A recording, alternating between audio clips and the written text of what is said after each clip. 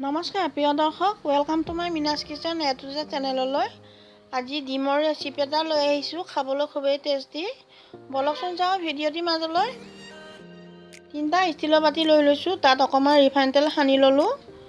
আৰু এতিয়া 3টা ডিম লৈছোঁ, তাৰে এটা এটা কৰি বাতিত ভাঙি দি আছোঁ। গোটেইখিনি ভাঙি দিয়া হৈ গৈছে।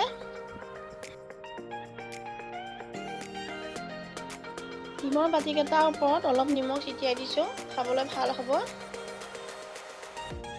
গোটেইকেইটা ডিমৰ বাতিত জলকীয়া গুড়ি অলপ অলপ ওপৰত দি দিছোঁ। গেছটো অন কৰি কেৰাহীটোত পানী দি তাৰ ওপৰত ষ্টেণ্ড এডাল দি উঠাই দিছোঁ। ষ্টেণ্ডৰ ওপৰত ডিমৰ বাতিকেইটা দি দিছোঁ আৰু এয়া দি হৈ গৈছে। এতিয়া ষ্টিলৰ চৰিয়া এটা ঢাকনি মাৰি দিছোঁ। 20 মিনিট হৈ গৈছে, ঢাকনিখন গুচাই লৈছোঁ। কম সময়তে এনেকৈও ডিম ভাপত বনাই খাব পৰা এটা ৰেচিপি, খাবলৈ খুবেই ধুনীয়া হয়। আপোনালোকে বনাই খাই চাব।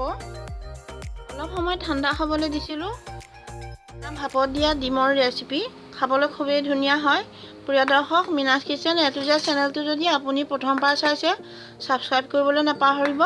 ওচৰত থকা বেলটো চুই দিব, তেতিয়াহে মোৰ আহিবলগীয়া নতুন নতুন ভিডিঅ'সমূহ আপুনি পাই থাকিব। এয়া চামুচে উলিয়াই লৈছোঁ, দেখিছেনে? খাবলৈ খুবেই ধুনীয়া হয়, খাই চাইছোঁ, বহুত টেষ্টি হয়। আপোনালোকে এনেকৈ বনাই খাই চাব। প্ৰিয় দৰ্শক, আপোনালোকে এনেকৈ বনাই খাই চাব, খাবলৈ খুবেই ধুনীয়া হয়।